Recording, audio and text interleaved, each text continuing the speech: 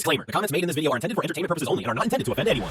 Welcome back. Today we're watching anti-ICE riot clips that somehow turn serious protests into absolute meme material. Let's dive in. First up, because nothing says serious political movement like a Pikachu getting dragged off the street outside a federal building.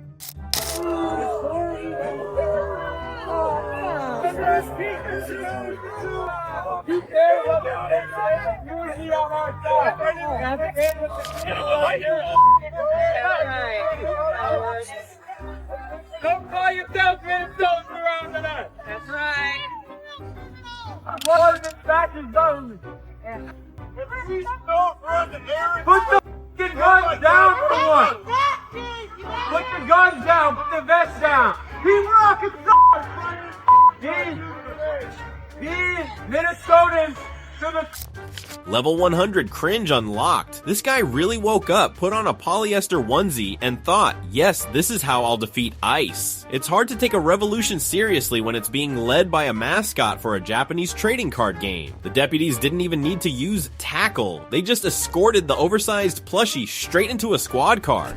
And speaking of chaos, here's a Minneapolis parking lot turning into an action movie when bystanders try to out-tug ICE agents mid-arrest. They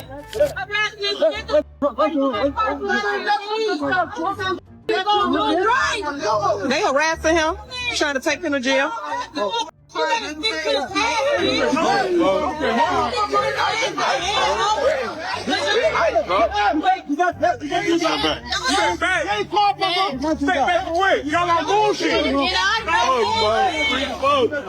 should have ran. Why the run?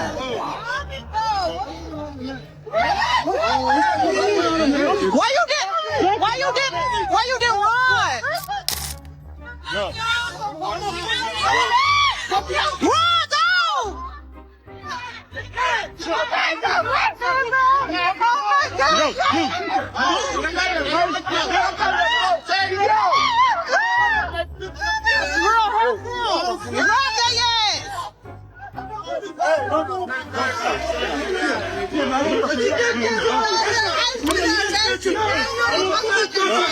Girl, help him.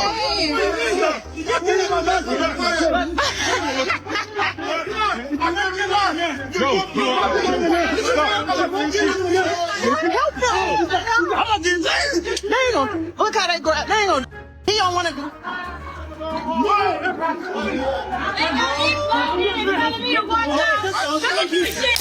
Check out the lady screaming, "Why didn't you run?" Truly the world's worst life coach. It's a Family Dollar parking lot, ma'am, not the 100-meter dash at the Olympics. These bystanders think they're the Avengers, but pulling a suspect away from federal agents is a great way to get a front row seat in the same transport van. Here comes a speed dating buzzer champion who treats conversations like game show elimination. Can you tell me more about yourself? I'm a student. How old are you? I'm 23. Oh, okay. I like more like hip hop, R&B. Do you like to dance? I like to dance. What about you? No, I just was having fun. I cannot dance at all. Everybody can dance. No?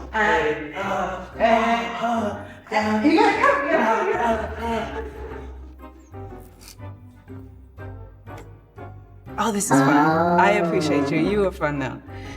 We could be friends. Nice to meet you. You too. Oh, Sorry. oh, it didn't turn red yet. No, I'm so sorry. I'm so sorry. Tell me about yourself. Okay, I'm Gabrielle.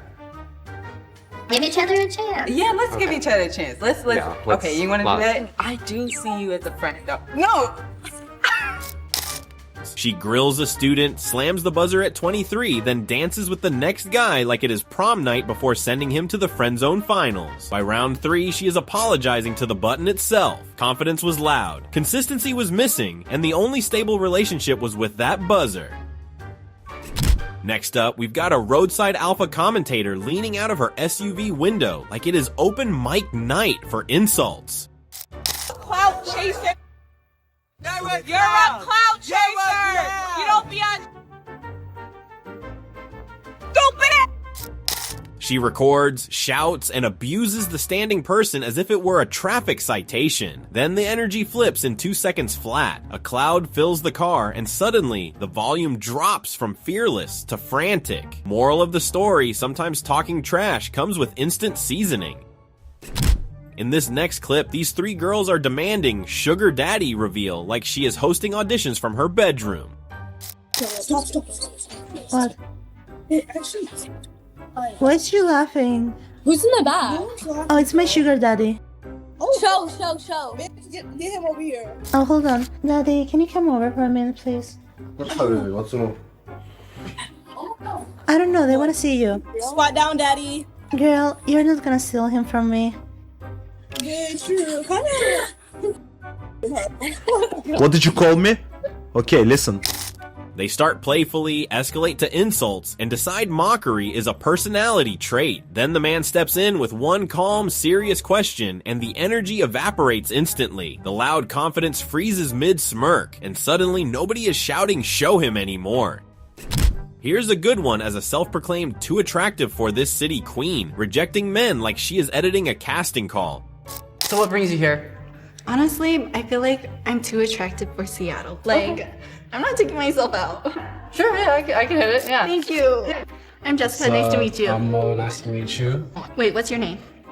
I already said it. You forgot? It's Mo. What's your vision? Like, because I'm planning for my kids. I want 2020, so it's not like...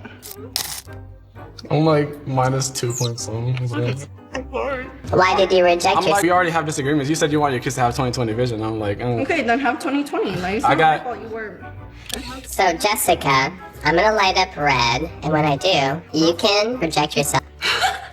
Should we just go out? Is this match? I don't really think so. She forgets his name, quizzes his eyesight like it is a genetic interview, then eliminates him over contact lenses. Petty confidence at full volume. Then the twist kicks in, the button flips, the power shifts, and when she asks for a date, she gets a polite no. Turns out attraction is not a one-way mirror. Moving right along, we've got a sidewalk debate where accusations start flying faster than fact. Issue why you're against abortion and why you're against transgenderism is because you're a misogynist, okay? Well, I'm not a misogynist because a misogynist is someone that puts down women. I exalt women to their rightful role. But see, women are supposed to be women, not men. You're actually abusing and denigrating women. Women have a unique purpose and they're special. They're fearfully and wonderfully made by God. I support women. I'm not a misogynist. I don't put down. You're putting down women by saying women can be men. You're putting down women by saying transgenders can be women. I think it is entirely unchristian to stand on a street corner on a Monday evening spreading hate speech about trans people, about women in dire circumstances, problems that have nothing to do with you. You are standing here causing hate, causing further violence against these people. You are an unchristian man. Wait a second. No, you're leaving. Yeah, yes, because you don't really have a rebuttal for anything I'm saying, and you gotta. She opens with the classic "you're a misogynist" mic drop attempt, but he calmly flips the definition and keeps building his case. Then, round 2 calls him unchristian and storms off mid-debate. When the rebuttal runs out, apparently the exit strategy kicks in. Now for a logic lesson that somehow turns into interpretive dance. Just because someone has committed a crime, it doesn't make them a criminal. Completely different. Being a criminal is more so about your mindset. Committing a crime can come for a lot of different reasons. She explains it with full confidence, hands to the temples, redefining basic vocabulary like it is a group project. Cue instant reaction shots of pure confusion, and when the final response labels it a special kind of stupid, that is not outrage, that is grammar fighting back. Here comes a boardroom fairy tale about saving a company with a magic wand called 50/50 hiring. In Iceland, an energy company was about to go bankrupt. The manager came in and said, okay, we've got to throw everything out and start again, and made a conscious decision based on his belief that it's a human right that men and women are paid equally. Went out of his way to make the workforce within that company 50/50 in terms of men and women being represented. So we're talking about engineers, we're talking about tradespeople, we're talking about in workshops, we're talking at the managerial level. If you hire 50% women engineers and 50% male engineers, then the women engineers are less qualified because the pool of engineers is lower among women. Look, you think about it mathematically. If there's 10 times as many male engineers as there are female engineers, and you insist upon hiring 50-50, then obviously the degree to which the female engineers are proficient cannot be the same as the degree to which the male engineers are proficient. It's mathematically impossible. The interviewer lays out the equality success story, and then Peterson calmly brings arithmetic into the chat. He walks through the numbers step by step, no theatrics required. When ideology collides with basic supply and demand, it is not a mic drop, it is simple math doing the heavy lifting. Up next is a legislative showdown where a dramatic question about exile gets answered with a one-liner that trims the outrage down to actual policy size. Your intention to run trans people out of the state of Texas? No, just out of the bathroom. The activist leans in, asking if the goal is to run people out of Texas entirely. The representative barely blinks and replies, no, just out of the bathroom. When hyperbole meets deadpan timing, the punchline rights itself and the temperature in the room drops instantly. In this next clip, we've got a primetime CNN moment where the topic is race and wealth, and the expected script gets flipped in under 10 seconds. Do you think that race plays a part in wealth distribution, or either a mindset that you can't Today? or cannot? Yeah. No. You and I, we're proof. Why would race have anything to do with it? Put your mind to what you want to do and go for that. It's kind of like religion to me. It's a good excuse for not getting there. Probably get me in trouble, but I said to some of my colleagues recently, so I know that it's an issue. It seems like every single day on television I'm talking about race, and it's because of the news cycle, it's in the news, but sometimes I get so tired of talking about it, I want to just go, this is over, can we move on? And if you talk about it, it exists. Right. It's not like it exists and we refuse to talk about it, but making it a bigger issue than it needs to be is a problem. Don Lemon tees up the systemic narrative, and Morgan Freeman calmly says, today, no shouting, no theatrics, just personal responsibility over perpetual grievance. When the victim script gets declined on live television, the silence says more than any panel ever could. And here's a street interview where second chances for everyone suddenly gets very awkward when adoption paperwork enters the chat. We're trying to bring back people who were deported by ICE. Do you support that? Can we get your signature for our petition real quick? Okay. We just need your name and email. Specifically, we're trying to bring back Edwin Hernandez from El Salvador. Okay. And we have to disclose that he is a member of MS-13. He's a self-admitted member of MS-13, but he also murdered 5 people in El Salvador before he came here. But we think he deserves a second chance, you know? Okay, thank you so much. I appreciate that. Specifically, we're trying to bring back this guy here, Melvin Ramos Orellana. We do have to disclose he's a convicted for assault in Honduras, but we think he deserves a second chance, right? Sure. Now, could you take him in when we get him back? Would you have a place for him to stay? No. No? No. Okay, because he needs a place to stay when he gets back. You don't have any room? Okay. All right, no problem. Thank you. That's the contradiction on full display. They say it's fine to bring a murderer or offender back into society, but suddenly drawing the line when it's about personal safety. If someone truly believes in giving such criminals a second chance, the logic should extend beyond slogans. Compassion that stops at your doorstep isn't principle, it's convenience.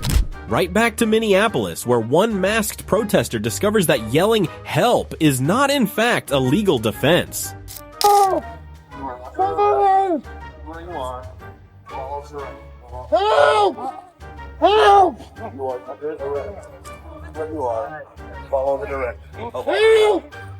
Help! Help! I'm trying to leave. Help!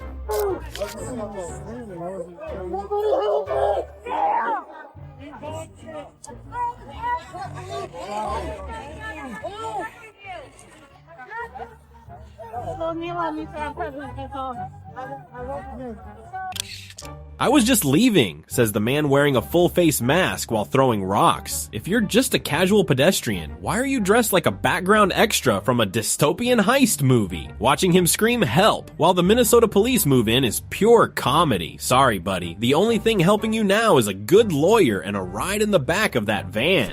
Next up, a math debate so intense it almost qualifies as a public service announcement for basic percentages. Did more than 50% of America vote for Trump? Oh, so you're an election denier? I'm not an election denier, but factually, that's not the case. I mean, No, he got a majority of the popular vote. yeah, but that's not the same thing as more than 50% of the United States voting. It is mathematically the same thing. It's not. All right, if I have 51% and you have 49%, who has the majority? Okay, but what I'm saying is not everyone in the United States voted. Oh, you want to force people to vote? Okay, I think I'm starting to realize what this is. It's a bold strategy, trying to fact-check basic arithmetic. He's literally arguing that the winner didn't win because of the people who didn't show up. That's like saying a football team didn't actually win the Super Bowl because the fans in the nosebleed seats didn't suit up and play. Math is hard, but watching a liberal try to reinvent percentages on the fly is top-tier entertainment. Here comes a Subway self-proclaimed alpha who thinks volume equals victory. I don't know when you get mad. You sound stupid. Dirty.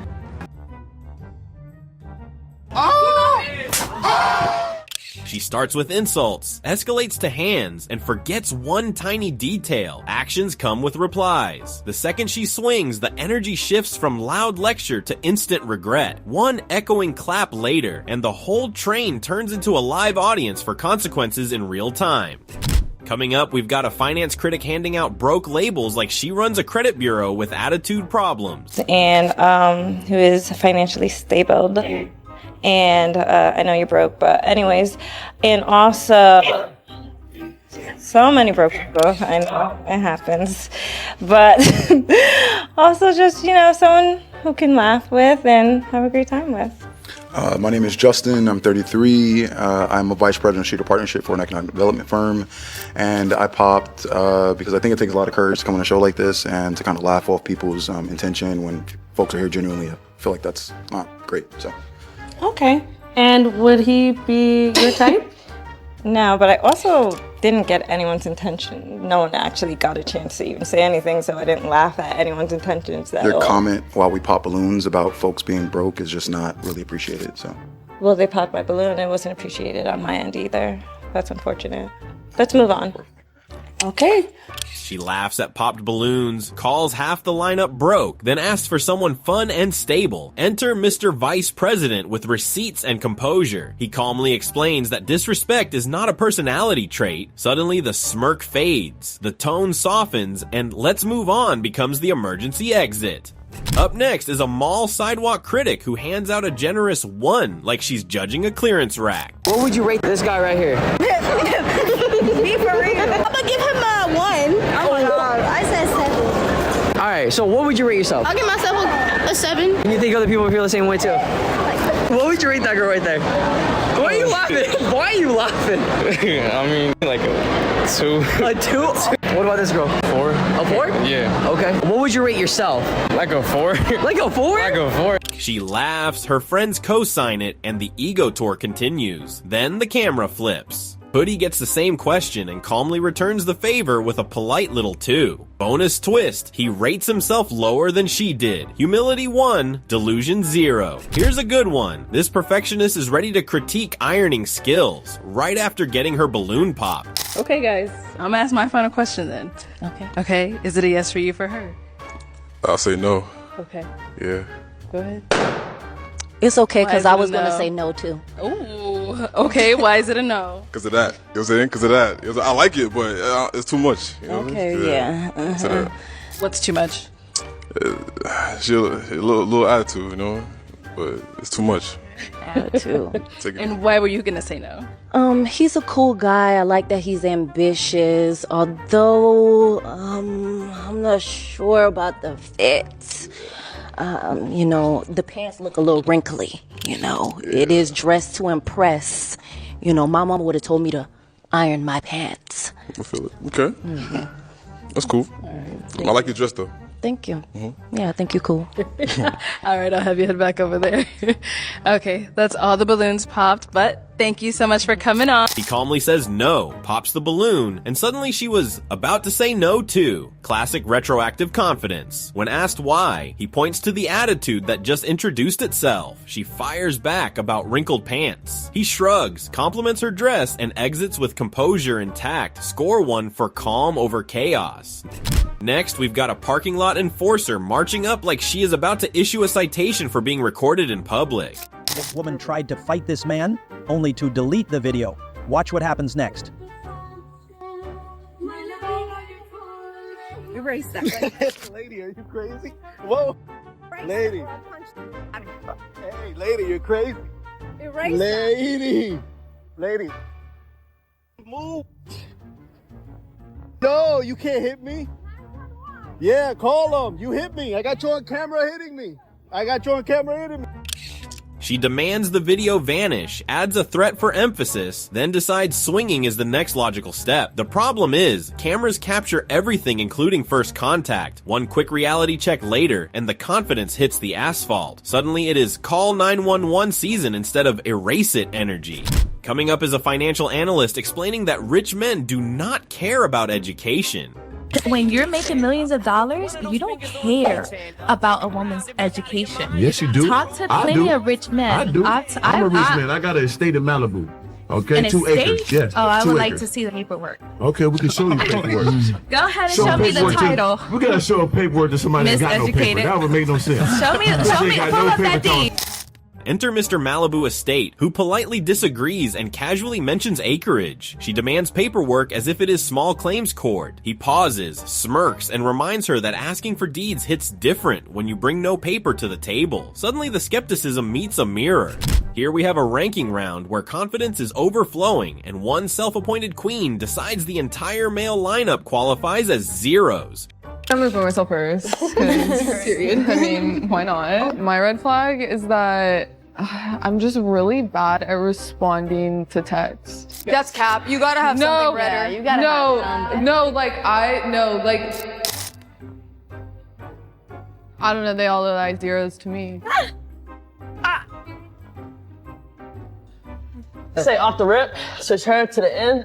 Whoa. Going this way, Gigi. Let's get some explanation. I don't know, she just mid. She drops the insult like it is a mic drop moment, deadpan and proud. Fast forward to the reversal. Mr. Beanie steps up, calmly shifts her to last place, and labels her mid with a shrug. The shock spreads instantly. Turns out calling everyone zero does not guarantee you a 10. Then we've got a button-slamming specialist speedrunning rejection like it is an Olympic event. I'm Haley. I'm Jamil. Straight to it. I'm like, right? Oh, is there? Yeah. Not my type. What is your type? Ooh, I really like a tall. What's your name? Mo. Not bad. Yeah. Mark. Did you just say Kanye West? As far as, oh. We're gonna take a break from the men. Hi. Hi. Behind all of it. Oh, hello. Hey. Go. I don't know that we have someone for you. I find that controversial. How do you know? Because I've already gone through everybody. Handshake, buzz. Tall guy she asked for, buzz. New face sits down, double buzz. Confidence at maximum, standards undefined. Then the plot twist drops. The voice calmly announces that there is nobody left. Suddenly, Ms. Not My Type meets nobody left for you. Turns out rapid fire rejection can circle back real quick. And finally, this flirt challenge has high confidence and the mic is pointed like it is a trap question. So if you had 15 minutes with me, what would you do? Are you a dude? What makes you think that? I don't know, just the vibe, hair, kinda looks like a wig. Nose ring compensating. Bulge.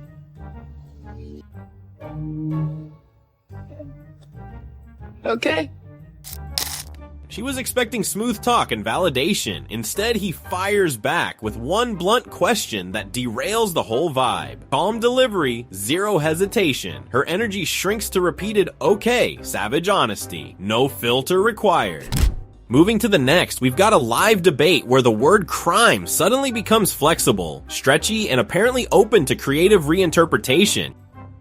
Even undocumented immigrants are statistically less likely to commit crimes than the average U.S. citizen. That is a fact. No, it's not. It is. They commit a crime immediately when they cross the border. It is a misdemeanor, which is a crime. Yeah. And it is actually not true. It's a civil violation. What is a crime? Yeah, so a crime specifically is not only when you're breaking certain legal code, but typically a crime is when you break legal code. No, it's a certain characterization. So like, is littering a crime? Yes. No, yes, it is. It's a civil violation. It's okay. It's so running a stop So this sign is the crime. problem: is you guys change definitions of things to fit your narrative. Look up crime right now. Look up the definition. I of would. crime. You have your phone. At a very low level based on city law, technically. So we're speaking. all criminals? No, we're not. in a way. I don't litter. Do you litter? We've all I don't broken the litter. law before, dude. Let's pretend like you've never broken the law. So let criminal is a specific legal I'm going to let somebody have A crime is an act of or omission that violates a public law, is Thank you. considered harmful to society, and is punishable by the government with penalties like fines. But are there severities of crime? Would you say that? That's not what I'm debating.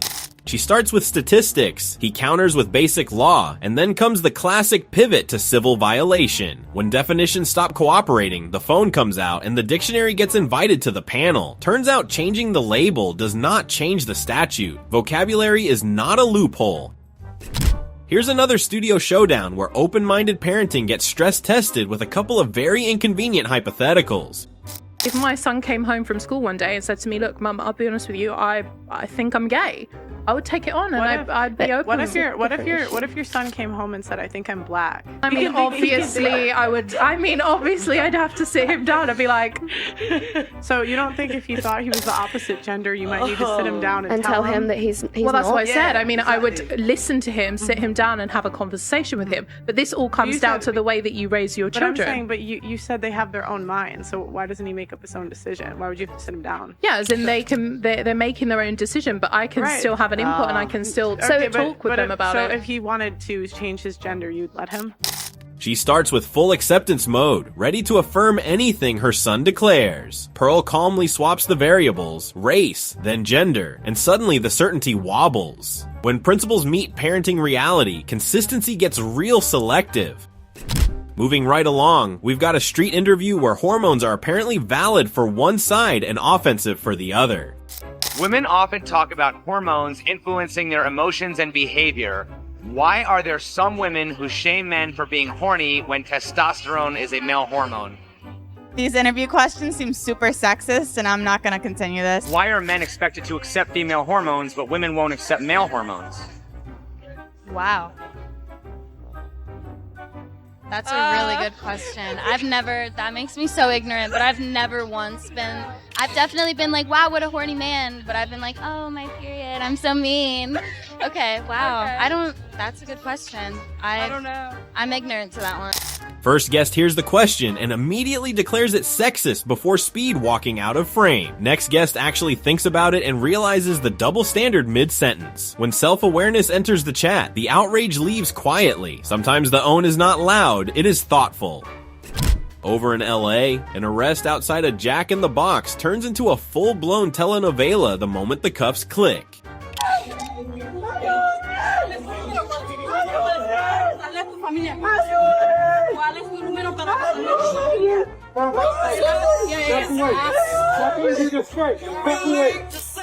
She's just getting information from him. She's not doing anything.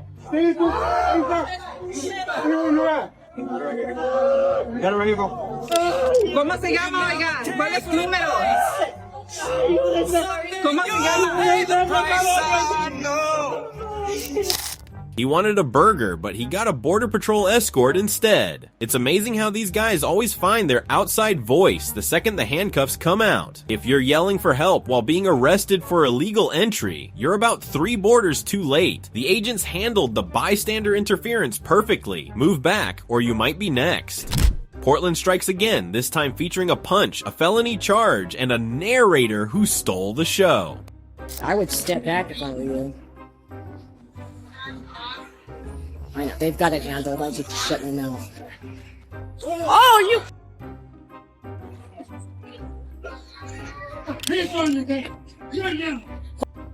Idiots! Oh, slapping a cop. Get him, boys! That's crazy!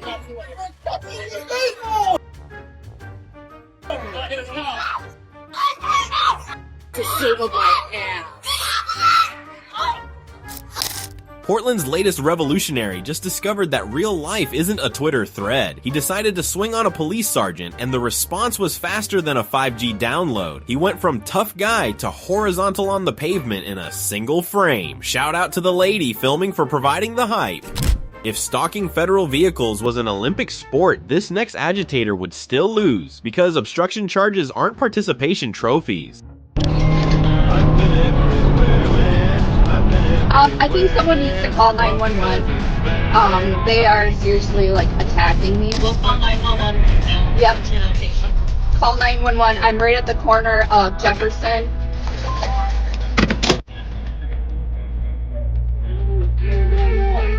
No. No, I will not. I will not get out of the car. No. No. I will not get out of the car. You guys, I need CEOs here now. No, I will not get out of the car. You can't. Get your hands off of me. Get your hands off me. Get your hands off me. I am not doing. I am observant.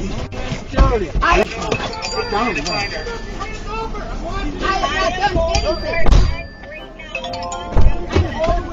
This is my constitutional right. Not under anyone. I'm calling 911 right now. I am not. You cannot arrest me. I'm observing.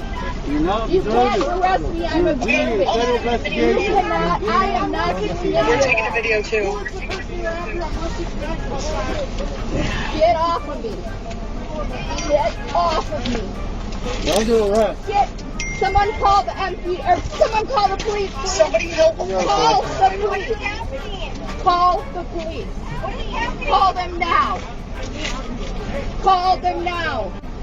Call them now. We're calling 911. We're calling 911. They're calling 911. Imagine risking your life and your Kia to protect a guy with a rap sheet longer than a CVS receipt, assaults, DUIs, and domestic violence. Truly a hill worth dying on, or at least getting pit maneuvered on. Our law enforcement pros didn't just nab a criminal, they took a road hazard off the streets. Now for a podcast panel where confidence meets a microphone and a self-proclaimed alpha mindset gets stress tested in real time.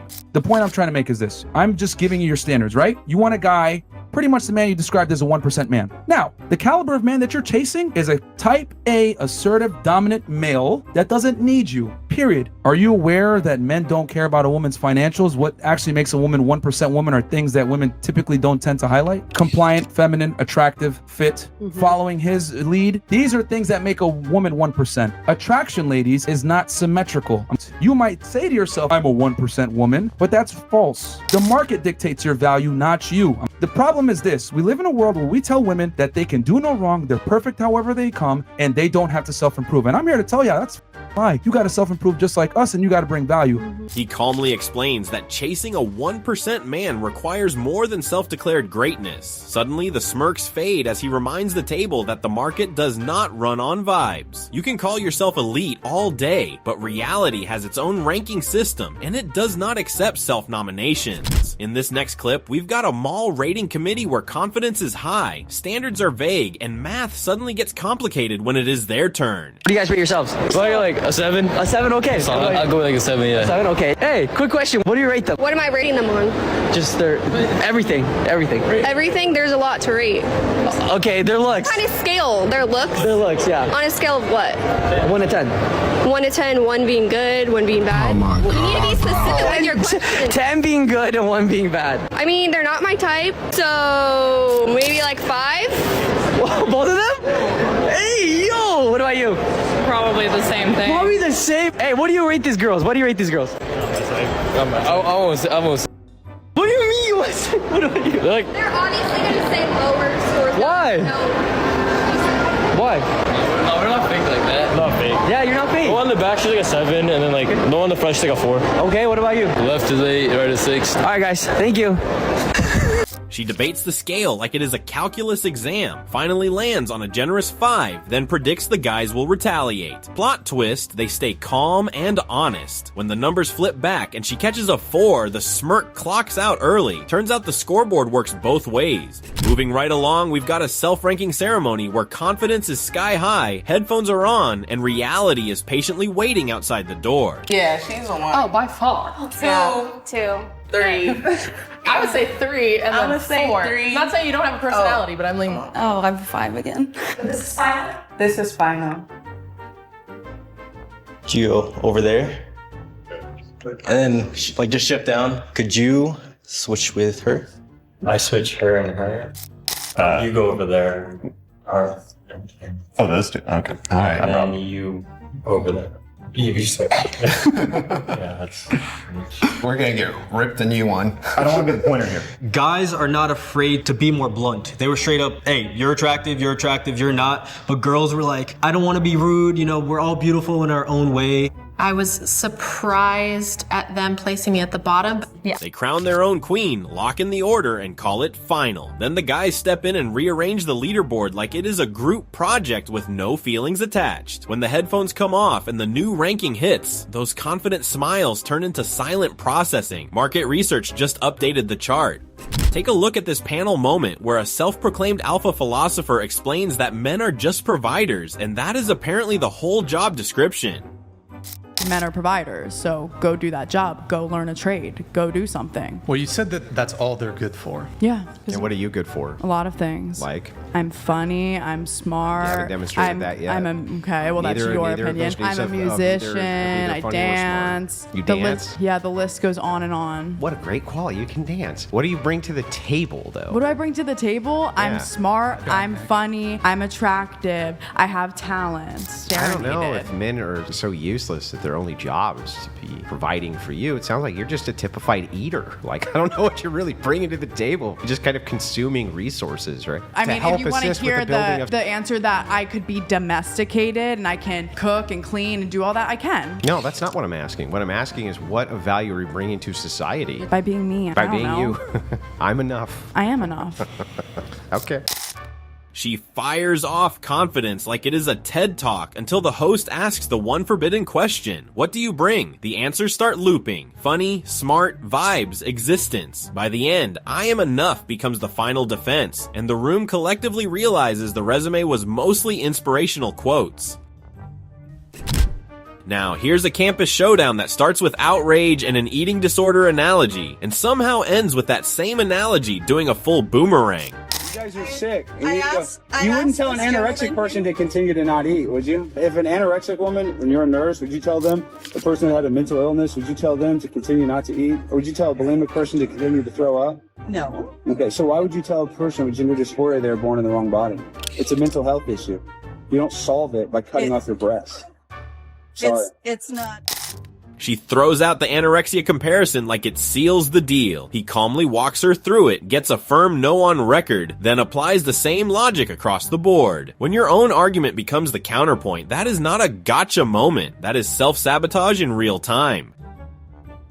Next up, a stand-up set that starts with Texas pride and quickly pivots to a Seattle culture shock that nobody in a green wig saw coming.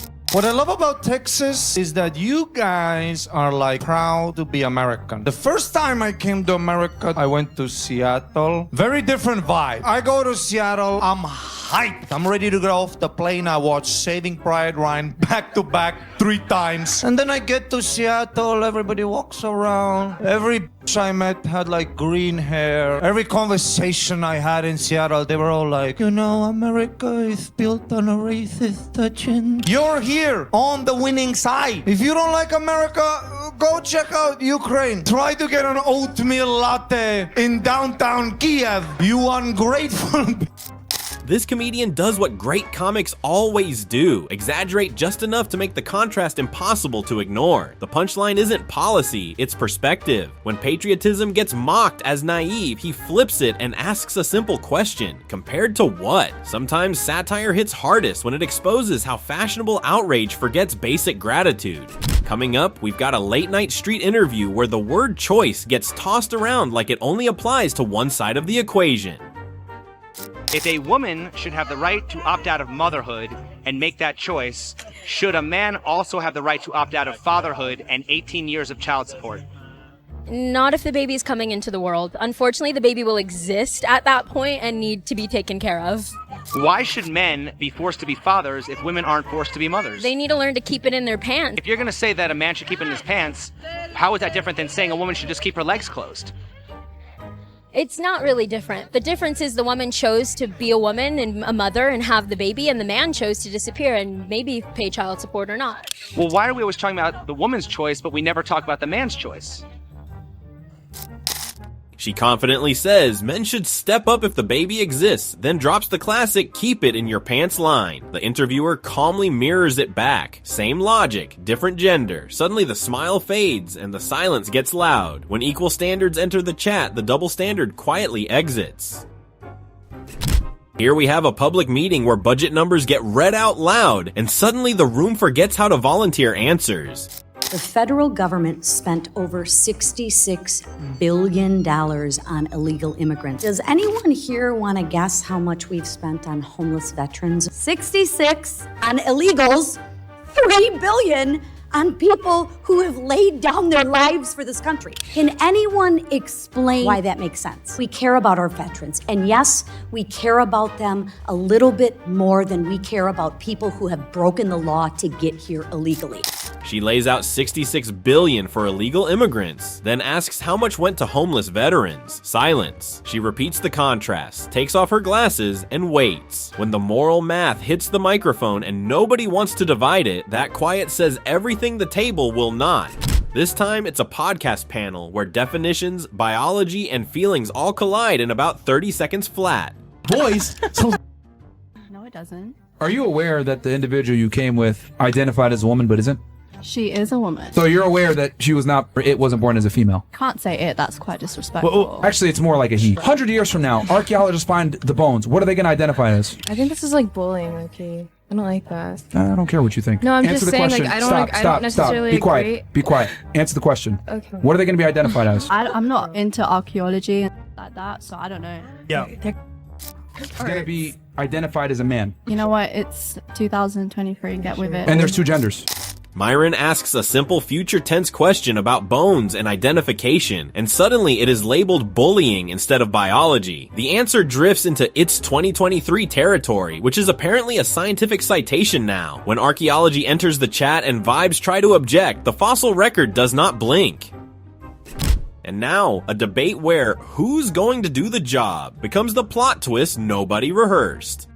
Do you want to be known in history as part of the Nazi movement? Go ahead. The cartels agree with you, miss. They would love no enforcement on the southern border. Oh, really? That's not the southern border. These are people that... Do you have a housekeeper? enforcing- Do you go to a car wash? Do you have work done on your house? So you need Who does that? You're Who talking does about that? you need your cheap illegal labor. I'm saying that's wrong to exploit illegal okay. labor. Well, who's going to do that labor? Are you? You You're don't- going to start doing hard work? Because I doubt it. You walk around with a microphone like you're doing something. Yeah, you don't need illegal immigrants to do low-wage work. In fact, that's what suppresses wages. Yeah, okay. And there it is. The compassionate liberal accidentally admits she just wants someone to scrub her floors for pennies. She's calling people Nazis while literally arguing for a permanent underclass to wash her car. It's not about human rights. It's about making sure her housekeeper shows up on time. Someone get this lady a mirror and a history book ASAP. Cut to Minneapolis, where a heavily armed raid unfolds like a political thriller with top officials watching in real time.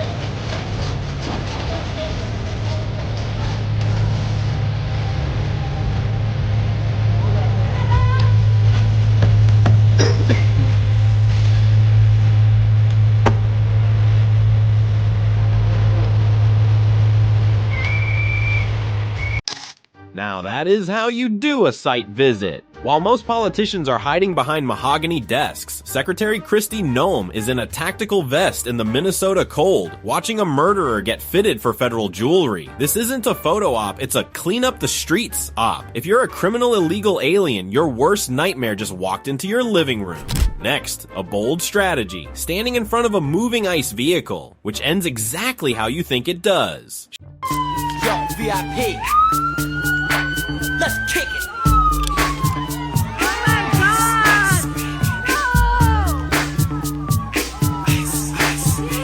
Alright, stop. Collaborate and listen. I sit back with my brand new invention. Something grabs a hold of me tightly. Flow like a harpoon daily and nightly. Will it ever stop? She wanted to stop an ICE vehicle. Instead, she got a face full of flavor. It's amazing how fast the immovable object moves once the pepper spray comes out. She's acting like she just survived a chemical warfare attack, but really, she just got a spicy reminder that the middle of the road is for cars, not for Karens with a cause. And finally, what starts as a student walkout in LA somehow speed runs its way into riot mode.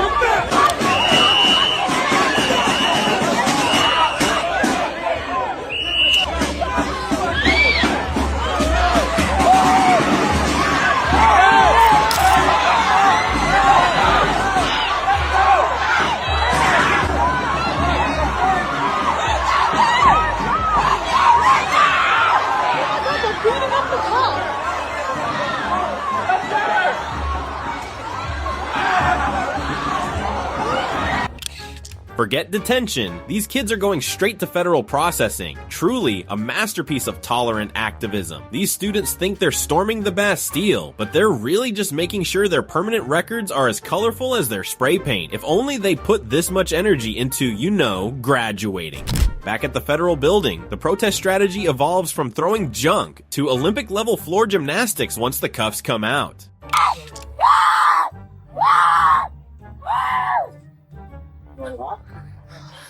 Listen. Coward! Oh, I'm choking. I'm dying.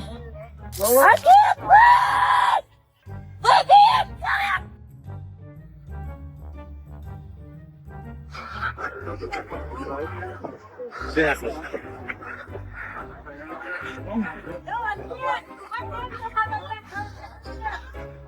You are under arrest. Please stay where you are and follow the directions of officers.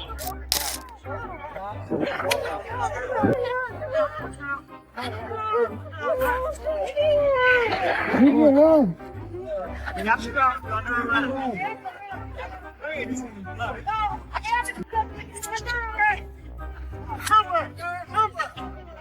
Leave me alone. Hey, we need one here too. Trooper, arrest her. My name is Gigi. Agita. Agita's here. And all I'm doing is rolling on the ground. All I'm doing is rolling on the ground.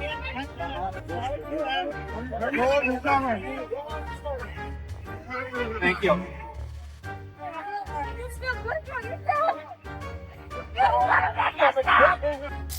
The revolution looks a lot more like a temper tantrum at a daycare when the troopers show up. One minute they're tough guys throwing literal trash. The next, they're auditioning for a role in The Exorcist on the sidewalk. Screaming doesn't make you a political prisoner. It just makes the body cam footage a lot more entertaining for us.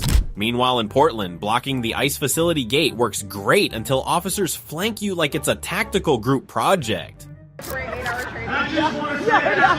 Yes, and then you're like 20 years. I never been a man with a 20 years. Get there.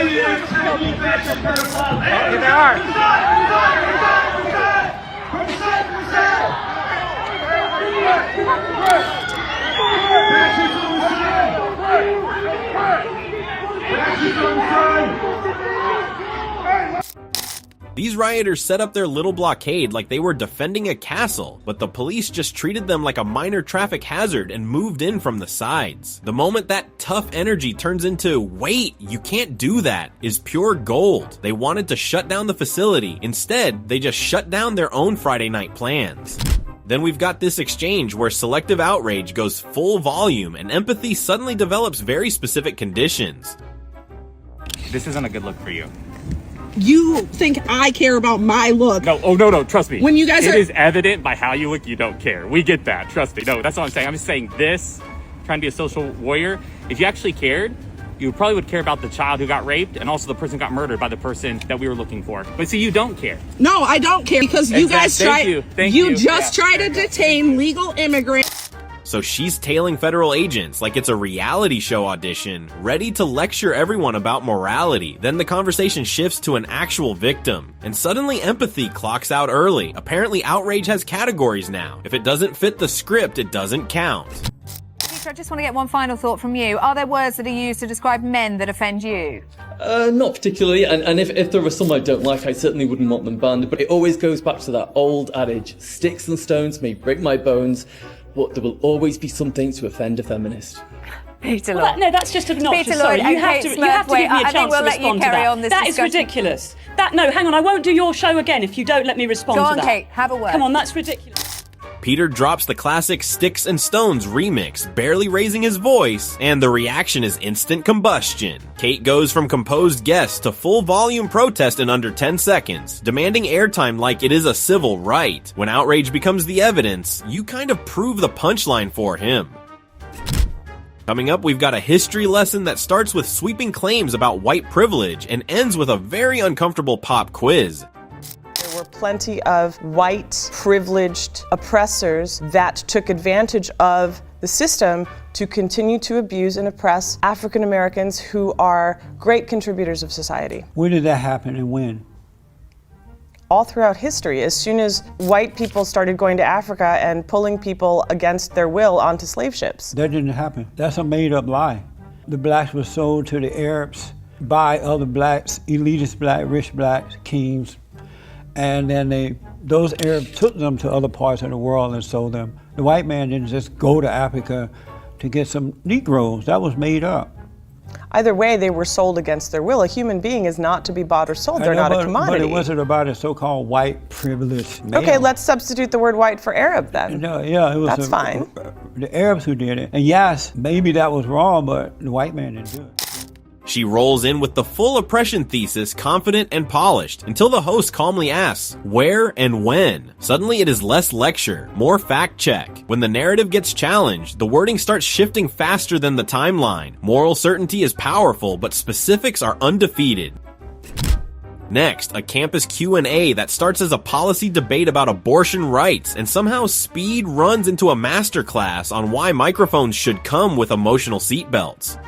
The fact that you can come over here and have an entire career based off of this, and I'm not done speaking, and then you can sit here in front of my friend who was a victim of and say that she should have that baby, it's disgusting. And I'm not gonna fight until people like you do not have a place to come on here on my campus that I paid a school to go to and lie. Well, I believe in the First Amendment. Do you believe in the First Amendment? I've allowed you to sit here and scream at me for an hour and a half and I'm saying I don't believe that you should have the right to take away my access to a clean, safe abortion as a human right. I have the right to have the autonomy over my own body. Okay. So who are you to sit here and tell me? Yeah, so if I don't want to own a slave, but you want to own a slave, am I supposed to just sit around and say that? Do not sit here in front of a microphone and compare owning a slave to me, you.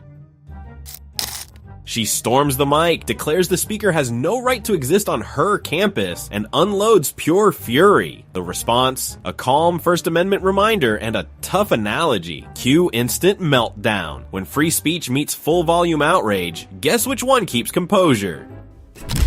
Take a look at this, a congressional hearing where a simple yes or no question about defining a woman turns into a philosophical maze. Believe that you need a PhD to define what a woman is, yes or no is the question. I think every woman is able to define herself as a woman. It's not how it works. There's biology and science. I would encourage every American to follow the science. This is lunacy. This is absurd. This gender-bending ideology of the left is disgusting. It's absurd. It's absolute lunacy. And it is a mental health issue in our country. If you agree with this ideology of allowing men into women's spaces, you have a mental health problem in this country. I don't have to go on about the Planet Fitness in Alaska just a few weeks ago or months ago, where this guy in his boxers is in the locker room shaving, and there's an underage girl in a towel in the locker room with him. This stuff is disgusting, and I'm going to do everything in my power as a conservative woman in this country, in Congress, to protect all of our women and girls from this lunacy that's happening in the country today. Thank you, Mr. Chairman. The witness goes with self-definition as the ultimate authority and instantly runs into a wall called biology. Representative Mace keeps it blunt, keeps it moving, and suddenly the word salad sounds undercooked. When ideology meets a direct question, clarity tends to win the round. And what's your name? James. James? Yes. James, how old are you? I'm 34. Okay, and what do you do? I'm a recent law school graduate, and I also do a little bit of commentary work, legal and political. All right, nice. So do you look for in a woman? I like someone who is very family oriented. Okay. Someone who's going to put family above career. I like someone who likes to go to church and values a relationship with God. I like someone. Okay. I like someone who maybe just is into the things that I like to do, into like helping homeless people, into at-risk youth, someone who's naturally nice, just a naturally kind person. Like that. It's not forced. Someone who's nice to the waitress, but it's also nice to the CEO of the company. Okay, all right, that's a good one. Now, what are some of your deal breakers? Your name and age, and why'd you end up popping your balloon? Ayana, and I'm 27. Originally, it was because you were so soft-spoken and like you're so sweet. I'm a native New Yorker, and we're very loud. So I want to make sure that you're very, you feel equate.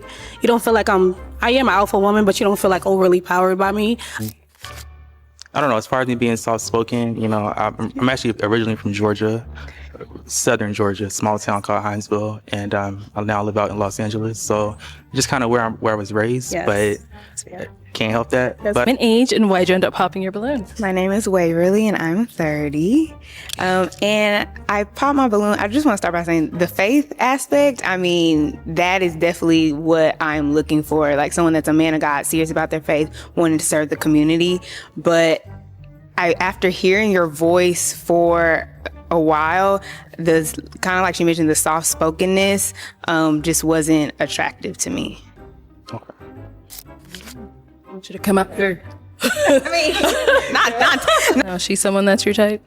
I don't know. As far as the soft-spokenness, again, I don't know. It's kind of, I don't know exactly what you mean by that. As far as like you want someone to speak louder or voice be deeper, or I don't even know how I would describe it. Because it could be changed, it can always kind of change up no matter what. So do you want to get your balloon back? No, I want you to be your authentic. They hear James speak once and diagnose him with not masculine enough syndrome. Soft tone, southern manners, instant balloon pop, the irony. Mr. Calm and Collected flips the switch to a bass-heavy baritone that rattles the stage. Suddenly, the alpha energy evaporates, replaced with nervous laughter and a very quiet slice of humble pie. Next, a beachside alpha critic clocking a mask in 2 seconds flat, only to forget she walked out of the house in full glam armor. How you ladies doing? How y'all doing? Hey, we both got a mask on right now. Let's be honest. He's talking about I got a mask on. You walk out every day with a mask on. You got 5 pounds of makeup on your face talking about I got a mask on. She gonna act like she's better than she really is now. You ain't that bad, sweetheart. She smirks at Grandpa Cosplay like she just solved a mystery. Plot twist, the quiet companion spins back and reminds her that the foundation can double as special effects. Suddenly the confidence dips, the sunglasses stay on, and the runway attitude gets fact-checked in flip-flops.